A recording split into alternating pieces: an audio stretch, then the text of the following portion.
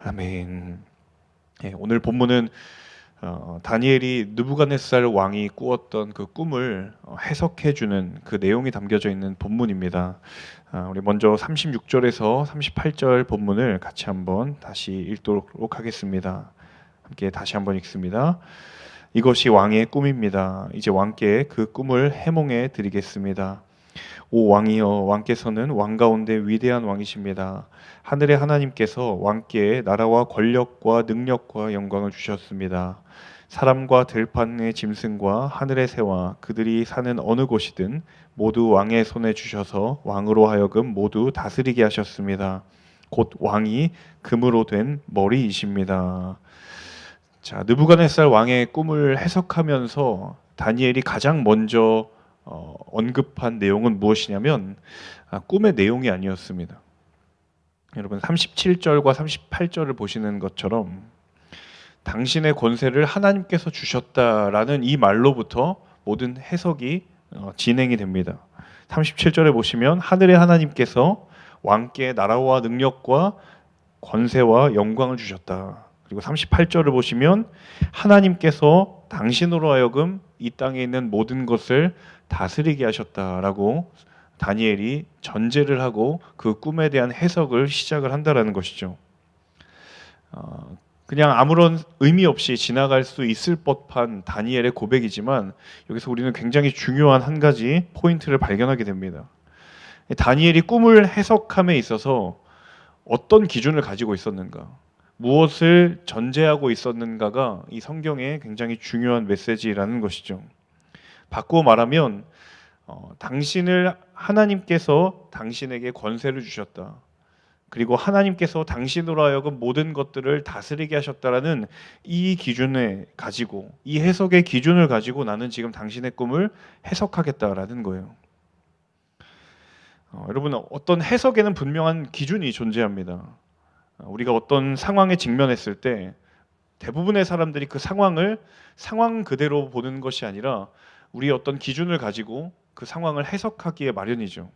그렇기 때문에 어쩌면 우리의 인생 가운데는 상황보다 이 해석이라는 것이 더 중요하게 다가올 때가 많이 있습니다.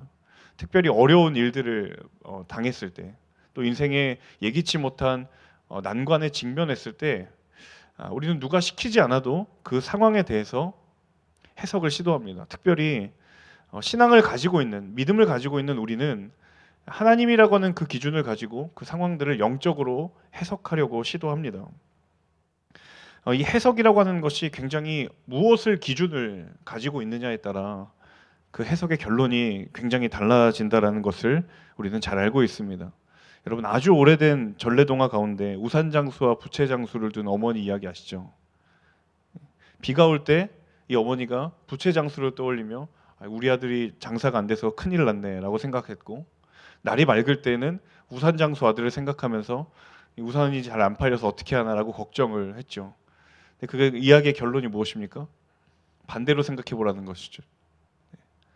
비가 올 때는 우산장수 아들을 장사가 잘 됨을 생각하고, 맑은 날에는 부채장수 아들이 장사가 잘 될 것을 생각하라는 것이죠. 삶에는 그런 영적인 해석의 원리들이 작동을 합니다. 오늘 굉장히 중요한 한 가지 사실은요, 이 느부갓네살이 그 해석의 내용에 관심이 있었다라고 한다면 다니엘은 해석의 기준에 관심이 있었다는 사실입니다. 느부갓네살이 듣고 싶었던 것은 그 해석의 내용이 무엇이냐, 도대체 이 꿈이 무엇을 말하는 것이냐, 그것에 대한 관심이 느부갓네살의 관심이었다라고 한다면 다니엘은 물론 그 해석의 내용도 중요하지만 지금 내가 말하고 있는 모든 이 해석의 기준은 하나님께서 당신에게 권력을 주셨고 하나님께서 당신에게 이 모든 것을 다스리라고 허락하셨습니다 라는 그 기준에 따라서 내가 그 꿈을 해석하겠습니다 라는 거예요. 어떤 이들은 그렇게 묻습니다. 해석의 기준이 달라진다고 해서 해석의 내용이 변하는 것은 아니지 않느냐. 어떤 기준을 가지고 해석하느냐에 따라 물론 그 해석을 다르게 시도할 수 있지만 결국 변하는 것은 없지 않느냐라고 묻는 사람들이 있습니다. 우산장수, 부채장수의 이야기도 마찬가지죠. 비가 올 때 우산장수 아들의 장사가 잘 되겠구나 생각을 해서 장사가 잘 안 되는 부채장수의 그 현실은 변하지 않는 것 아닌가라고 묻는 사람들이 있죠.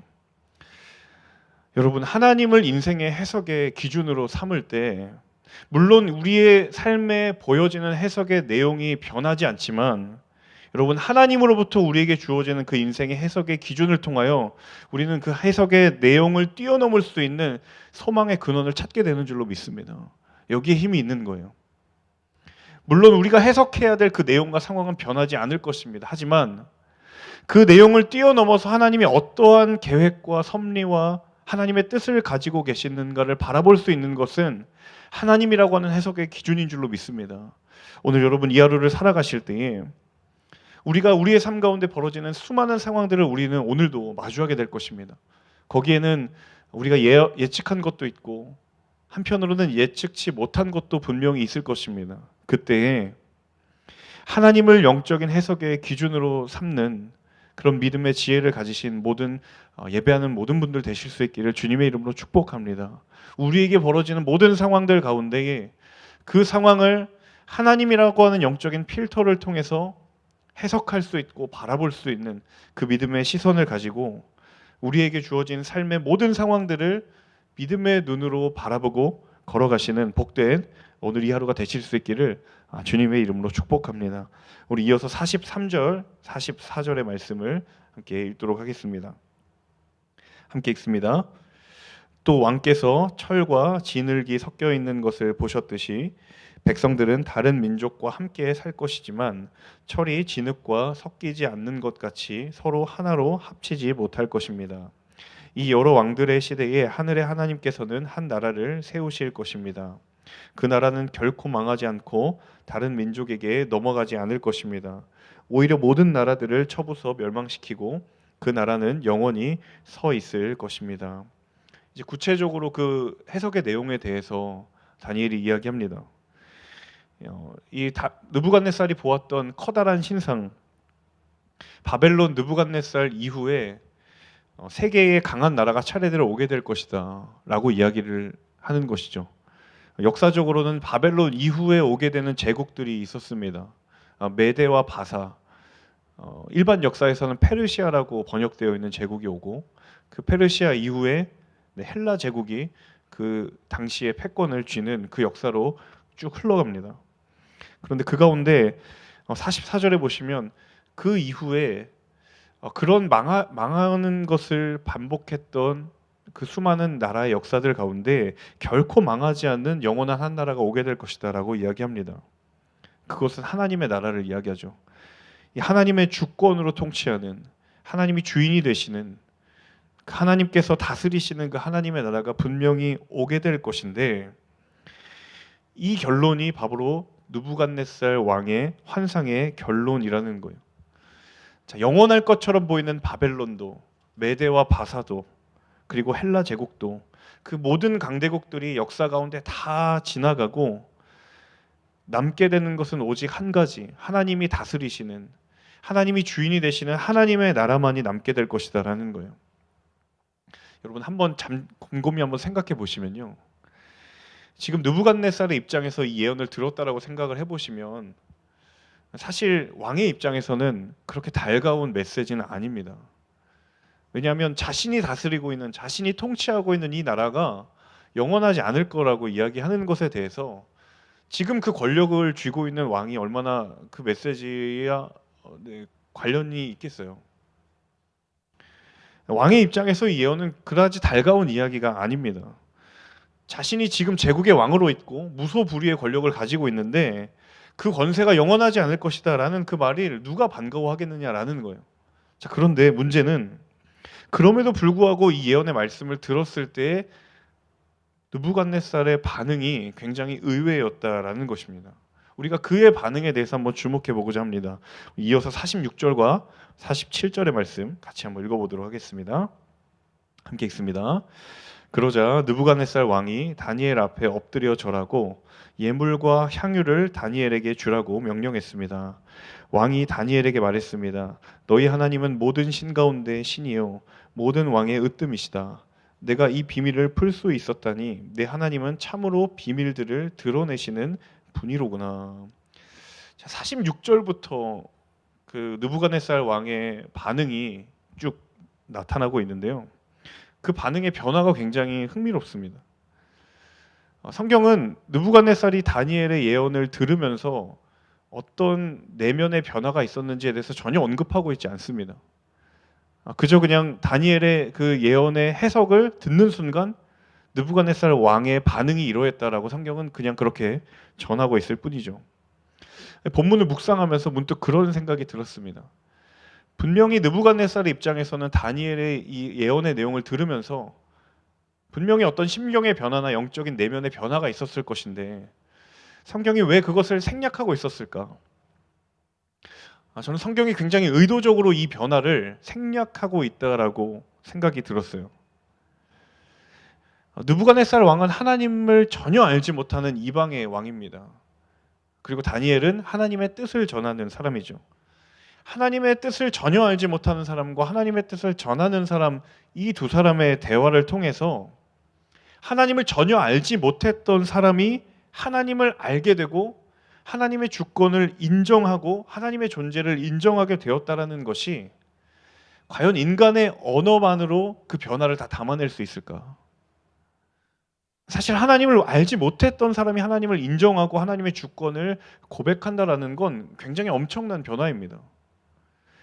그 변화를 이 짧은 몇 구절 안에 서술되어 있는 인간의 변화, 언어로 그것을 설명할 수 있을 것인가?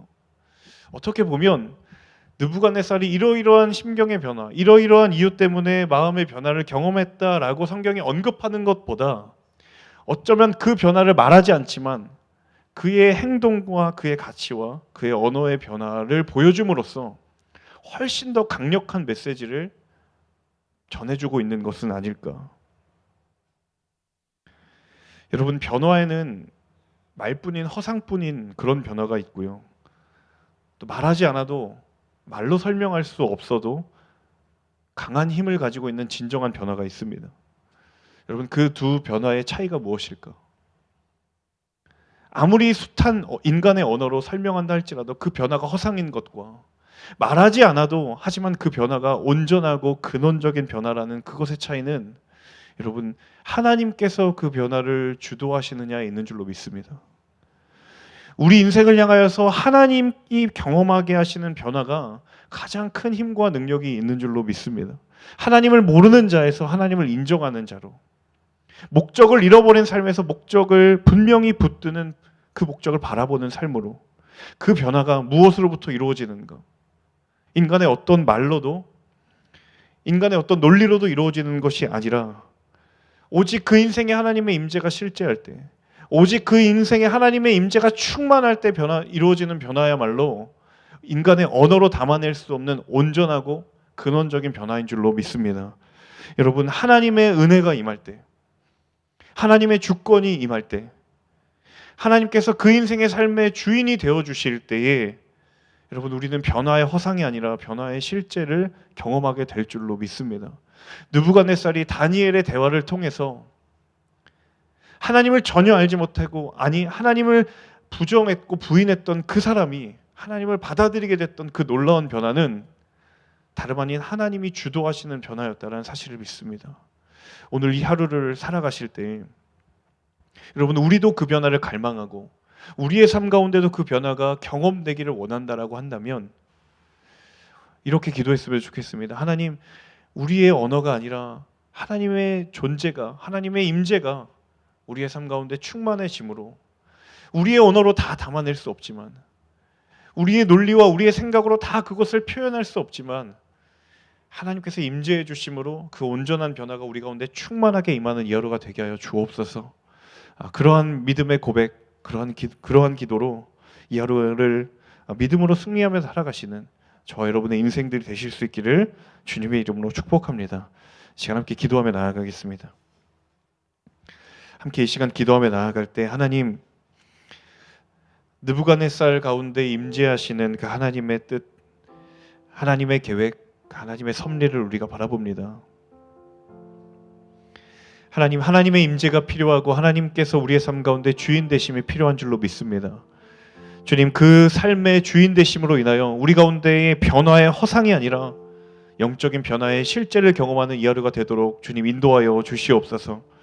하나님, 영원할 것처럼 보이는 그 이 땅의 강대국이 다 지나가고 하나님의 통치가 임하는 그 하나님의 나라가 이 땅 가운데 올 것이라는 그 다니엘의 예언 가운데 하나님, 그 임하시는 하나님의 나라를 품고 오늘 하루도 승리로 믿음의 걸음을 걸어가는 우리의 인생들 될 수 있도록 주님 인도하여 주옵소서.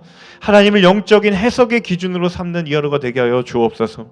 하나님, 해석의 내용을 주목하는 자가 아니라 그 해석의 내용을 분별하는 기준이 하나님께로부터 있음을 고백하고 경험하는 이 하루가 되도록 주님 역사하여 주시옵소서. 우리 함께 주신 말씀 붙들고 함께 간절한 마음으로 기도하며 나아가겠습니다. 함께 기도하겠습니다.